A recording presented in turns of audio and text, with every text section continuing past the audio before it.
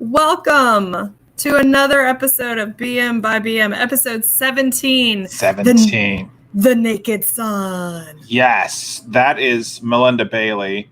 I'm Andrew Maxey. Hello. And this is Books and Movies by Bailey, and Maxey. Today we're discussing The Naked Sun by Isaac Asimov. So, as you should know, Asimov is considered the father of science fiction. And particularly, his specialty was in sort of space stories. All right, so stories set off world, off Earth.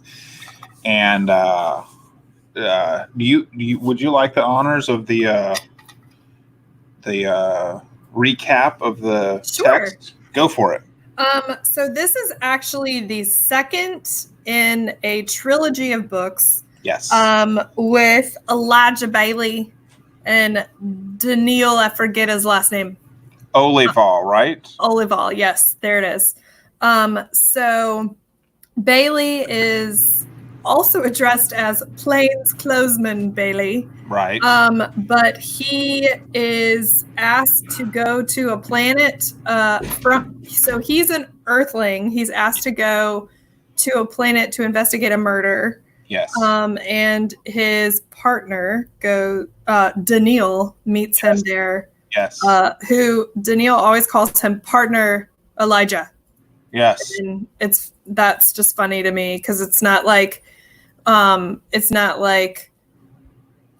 Law and Order where they go by last names all the time. Right. So he's investigating a murder. A wife's husband died and he's trying to figure out what's going on. But the planet he's on is very different from Earth. And some of the things that you would consider normal are inappropriate to ask, like if you have a good marriage or if you have any kids. And then also other things on Earth that are inappropriate are totally fine on Solaria. So, right. Yes. And then there's this whole thing about seeing and viewing. And that's very interesting. And I figured we could talk about that. I hope we do. So, for the uninitiated, an important detail is that Mr. Olival. Oh, yes. I did not mention that. I'm sorry. Is a humanoid robot. So, right. All right. So that's kind of important. So the series is the robot series. So it's actually, his name is actually R. Daniil Olival. So as in robot. So there's no confusion about that. Yeah. So you also were very circumspect about the thing in this society. The thing in Solara is that humans don't come around other humans. True. It's the perfect quarantine society. That's it. And that's how this landed on our list is there are fabulous holograms, right? And we're going to come back to this what is it? Seeing. So yes. Viewing versus seeing. Right. Viewing is holograms, seeing is being in person, I believe. Thank you. So the humans interact all the time via hologram, right? Mm-hmm. And that is appropriate, normal. So there's social interaction. But the humans each live, I'm trying to recall the distance, but whether it's hundreds of miles or a great distance away from every other human. And now every human also has a whole, stable is not the correct word, a whole cadre of humanoid robots that serve them. Yes. And the robots of one estate may interact with others, especially. So, yeah. Oh, and there's also not necessarily a hierarchy of robots, but robots are not treated well, which could be one of the reasons why Daniil is trying to appear human, because he wants to be respected more as a person. But Bailey reminded me a lot of the Mandalorian because he seemed to not trust droids. But like the robots didn't have names, they were just serial numbers. And also, I find it very interesting, he would address the robots as boy. Like that reminds me of garçon, bring me my escargot. Like, and other historical uses of the pejorative uses of boy in our society in particular. Yes. So let's, instead of continue to say we'll come back to it. Yes. Let's talk about viewing and seeing. You go first. So first of all, so yes, Bailey was called to this planet to investigate a murder.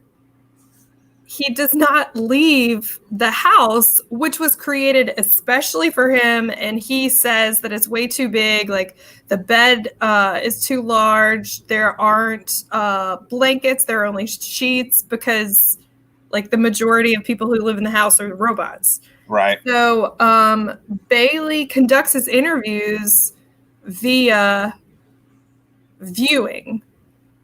So the first time he views someone, he goes into the conversation room and has a hologram, but it isn't until after the viewing session is over that he realizes it was a hologram.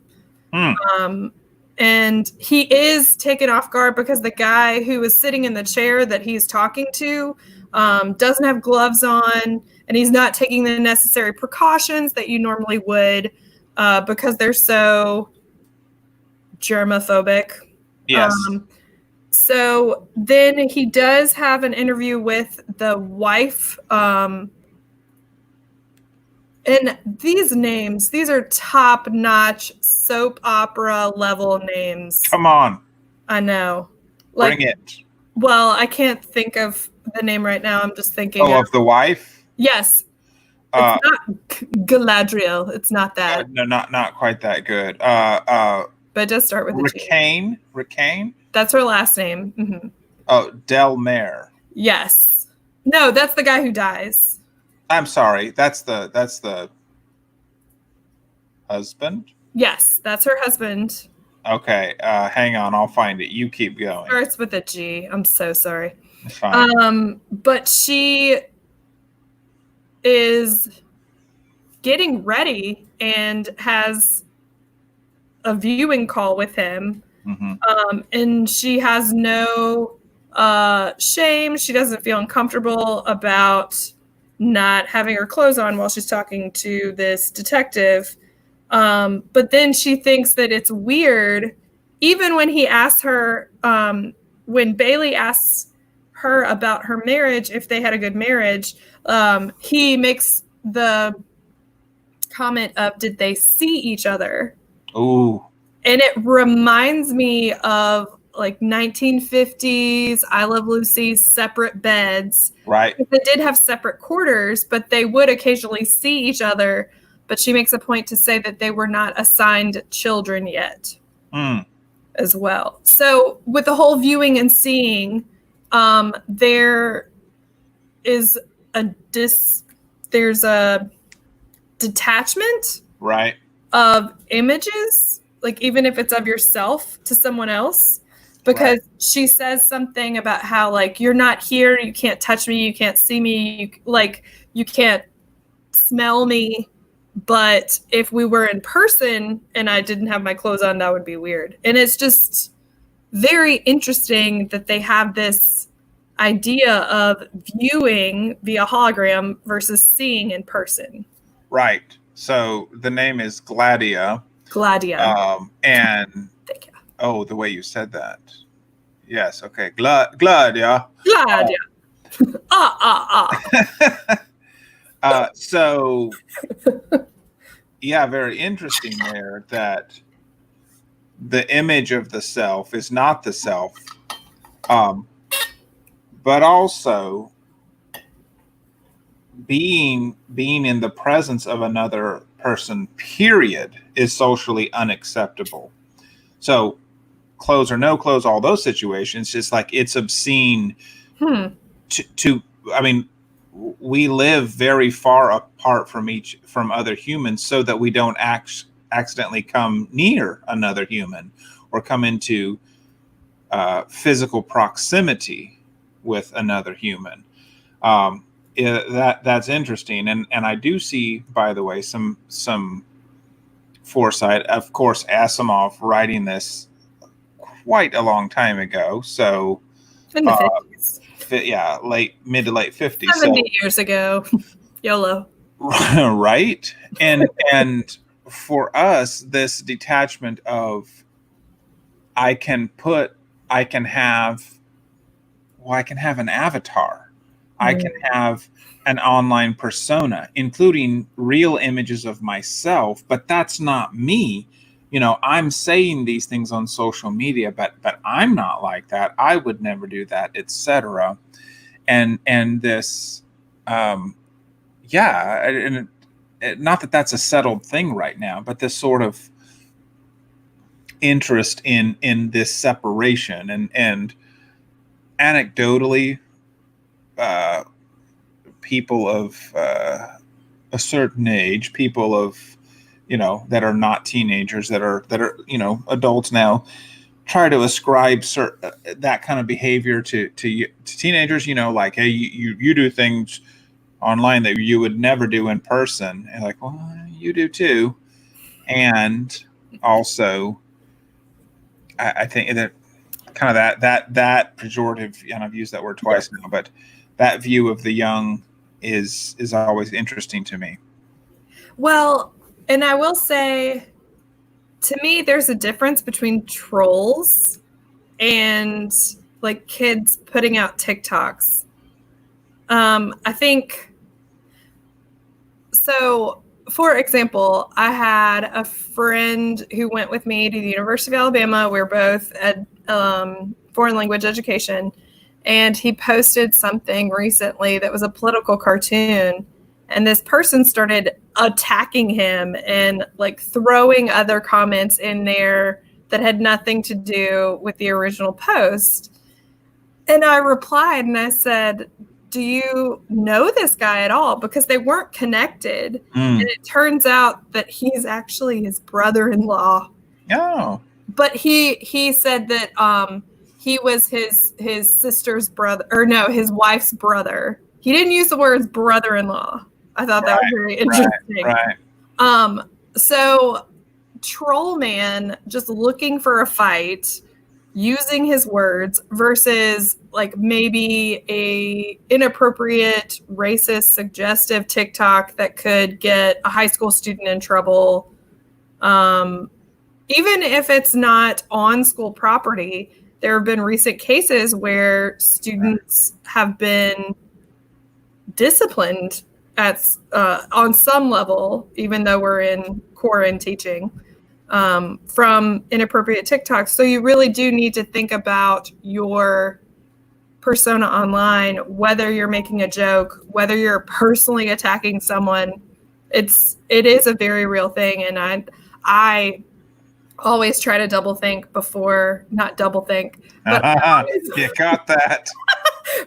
Take it back. I always try to think before I post.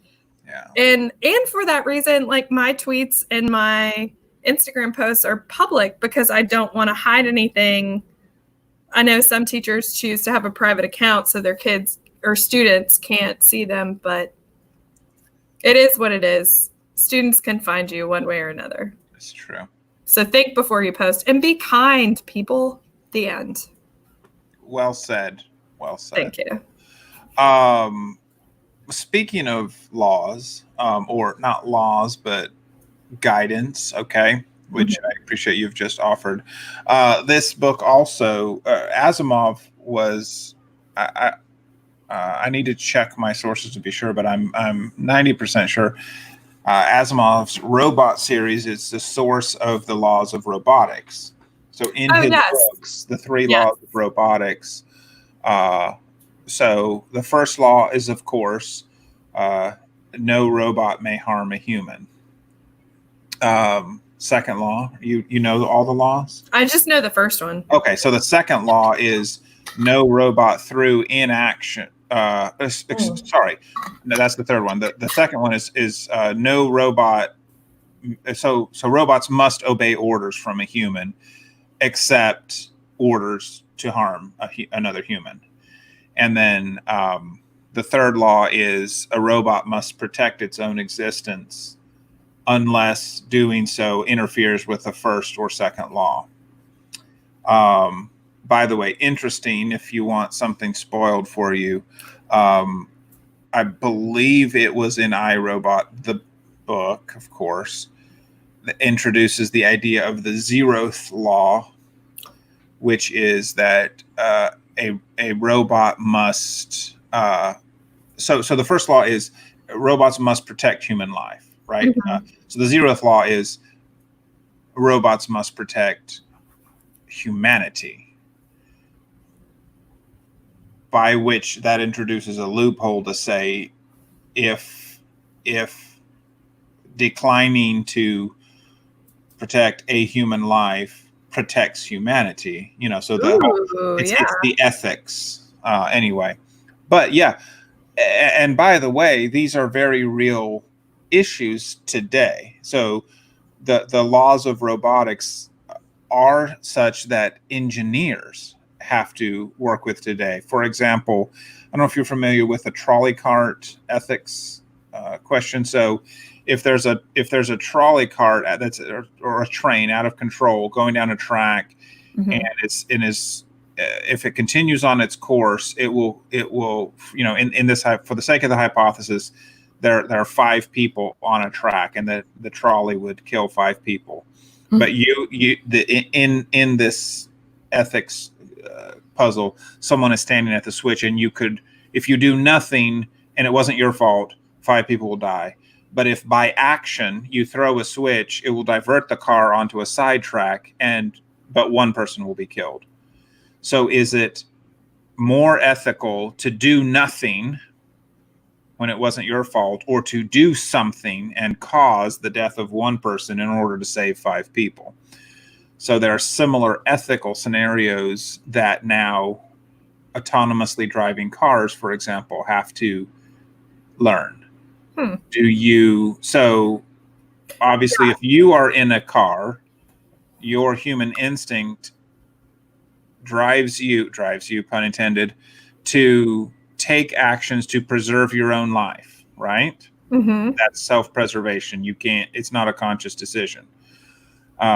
So for for an autonomous car, is your prime directive to preserve the life of the occupant of the car, or to preserve the most human life possible, including, if that means, should you be able to calculate that it would save more human life to enter into a situation like going off the side of a bridge or something and sacrifice the life of your occupant to save more human life? What should you do? And then, of course, that should give us pause to say, do I want my robot car trying to decide whether it should save me or not? Exactly. So I don't. Well, but seems an unlikely scenario. But mostly it'll be trying to save you versus not trying to save you. Mm-hmm. So anyway, the 3 laws of robotics. Thank you, Isaac Asimov. We're drawing to the end of the time we usually spend on our shows. What additional insight do you have? Not really a lot. It does remind me a lot of The Mandalorian, and which I highly recommend, because there is a droid who is programmed to kill, actually, and I don't remember his name, but this guy in the desert reprograms him, and yeah. yeah, Hard spoken. he reminds me of the little.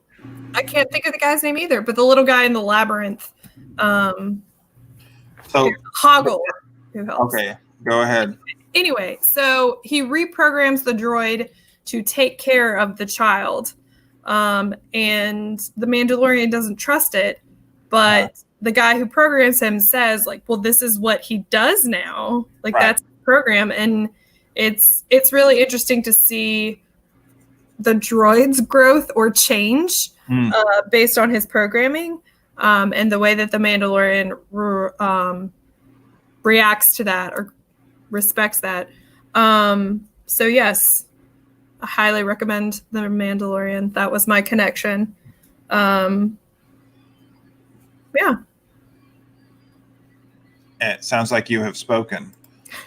This is the way. So say we all. Let's. I wonder how long we could keep it going. Speaking of keeping things going, we have another show planned for you. Space. For those of you who are right, another space show. So you may not have been familiar with The Naked Sun, but we're pretty sure you will have heard of or watched. Mm-hmm. Okay, fine, I'll say it. Ender's Game. Ender's Game. Fair warning to everyone. If I'm going to say there may be bigger Enderverse fans out there, but I have sure not met one. To my knowledge, I own all of the Enderverse novels, and so you're in for a treat, though, because I'm going to restrict my comments to just this book and not. I'll do my very best not to be a bore about it. So this Friday at 8 p.m., unless someone that is on the show is late again, we will see you back here. Yes. Get your Wilson Scott cards in order. Orson, by the way. Sorry, my bad. Orson Scott card. Until then, yeah, it's fine. He doesn't mind at all. Hey, we should tweet at him and see if he wants to pop. Yes, that would be awesome. All right, every day between now and then, we'll both give it a little thing. Until then, she's Bailey.